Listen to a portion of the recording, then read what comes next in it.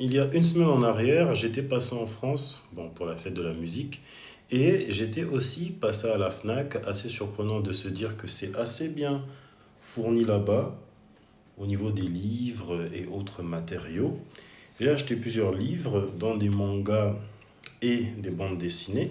Je commence par Hero Organization, le tome 1 et le tome 2 de Akira Takahashi. Quand un auteur s'appelle Akira, on sait que l'œuvre sera un banger. Et ce qui m'a tapé à l'œil, c'est déjà le titre, il y a Hero dedans, et ça fait penser à My Hero Academia. Rien que le personnage, je ne sais pas si c'est le personnage qui est juste là lorsqu'il est plus jeune, il ressemble à Midoriya. J'espère vraiment que, ah ouais, même au niveau de certaines pages, comme cette page-là, on observe que le héros plus jeune, il ressemble à Midoriya. J'espère que ça n'arrive pas aux oreilles. Comment il s'appelle déjà l'auteur de My Hero Academia? Orikishi. J'espère que ça n'arrive pas au niveau de ses oreilles parce que le plagiat, le plagiat au Japon, ça ne rigole pas. Mais en tout cas, il y a de beaux dessins dedans. Je pense plus que c'est un mélange un peu futuriste, même si le héros il ressemble à Midoriya. Je dirais plus que c'est un mélange de My Hero Academia avec Evangelion, car il y a des robots dedans. En tout cas, c'est très beau. C'est vraiment beau dedans, même s'il y a la confusion avec le héros principal. Il s'appelle apparemment Leonidas Tyler. Très stylé le nom. Là, on le voit. Et puis encore, on pense à Midoriya, en le voyant ici. Et là, j'ai le tome 2 que j'avais pris direct. Ouais. Là, j'ai le tome 2 que j'ai pris direct. Et puis là encore aussi, c'est très beau. C'est très beau dedans. La confusion avec Midoriya. Mais je vais revenir dessus sur une autre vidéo. Et puis il est très gentil, hein, le héros, tout comme Izuku.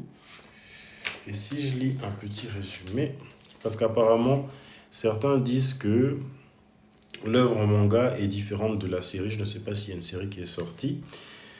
Confrontés à une multitude de problèmes menaçant leur survie sur Terre, les humains ont lancé une vaste campagne de colonisation spatiale lors de la deuxième moitié du XXIe siècle. Une centaine d'années plus tard, un nouveau péril se présente sous la forme de mystérieuses créatures appelées Star Beast. Ça fait penser à Beastars à l'envers. Pour les combattre, les terriens construisent de gigantesques armures robotiques. Les Aegis, leurs pilotes qui défendent les colonies spatiales au risque de leur vie, sont de véritables héros aux yeux du peuple. Ryu Tyler est ouvrier dans une usine de fabrication d'Aegis. Il ne roule pas sur l'or, mais vit heureux en compagnie de son fils Léo. Ceci est l'histoire d'un homme ordinaire qui devient un héros. Ouais, c'est vraiment un mélange de My Hero Academia et Evangelion. Et vraiment, les couvertures, elles sont trop belles. Si je poursuis, The Hitman's Fave, c'est le tome 1 de l'auteur Kurokawa. Bon là, c'est sûr que ça va parler de tueurs en série dès qu'il y a Hitman dessus. Ça, j'ai vu direct le livre parce que les tueurs à gages du côté japonais, ils sont très impressionnants. On aurait dit qu'ils ont des super pouvoirs. Et là, le personnage principal, je ne sais pas comment il s'appelle, mais en tout cas, il est très sérieux. Il est juste là, très sérieux, très charismatique. Est-ce que je peux mettre encore une autre page? Et puis, ce qui est incroyable avec les tueurs à gages chez les Japonais, c'est que ouais, ils ont des réflexes surhumains. En tout cas, les personnages, ils sont bien expressifs, là, comme on peut le voir ici.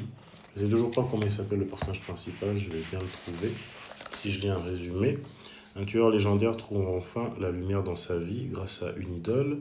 Owaru Endo est le tueur à gages le plus redoutable du clan Fujiyama, une organisation criminelle tentaculaire surnommée la machine à tuer. Il est craint de tous pour ses méthodes sans merci et sa force dévastatrice.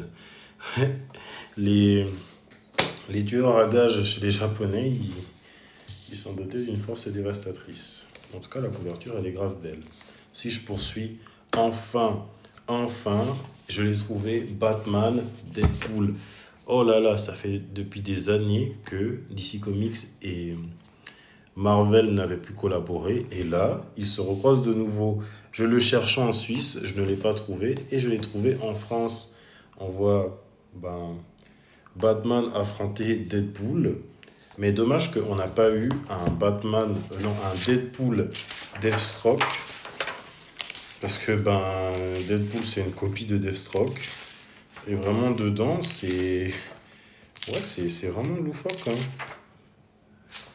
C'est vraiment magnifique dedans. On voit même Doctor Strange avec John, John Constantine. Oh, c'est trop beau. Doctor Strange avec John Constantine. Et je pensais que ça aurait été un comics à part, mais non, en fait, ils se retrouvent dans le même comics. Ici, on peut voir Ghost Rider avec Man-Thing. Ouais, celui de DC Comics, c'est Man-Thing. Et celui de... Non, celui de DC Comics, c'est Swamp Thing. Et celui de Marvel, c'est Man-Thing. Car ce sont deux amis qui se sont inspirés de l'un de l'autre. C'est pour ça que les deux personnages, ils se ressemblent. Wow. C'est très beau dedans. Et là, on voit Doctor Strange et puis John Constantine, l'un à côté de l'autre. Ça aurait vraiment donné une belle couverture d'album. Et là, ah mais en fait, il y a tout qui est dedans. Il y a tout qui est dedans. Ici, on voit X-23 avec Robin. Bon, Nightwing. Ça, c'est... Franchement, je vais me délecter de cette bande dessinée. Waouh. Et puis là, on voit Katana, je crois qu'il s'appelait Katana, je ne sais plus. Katana avec Psylocke. Et ici, on voit Catwoman avec Magic. Magic qui sera présent dans le jeu Marvel Fighters, Fighting Souls.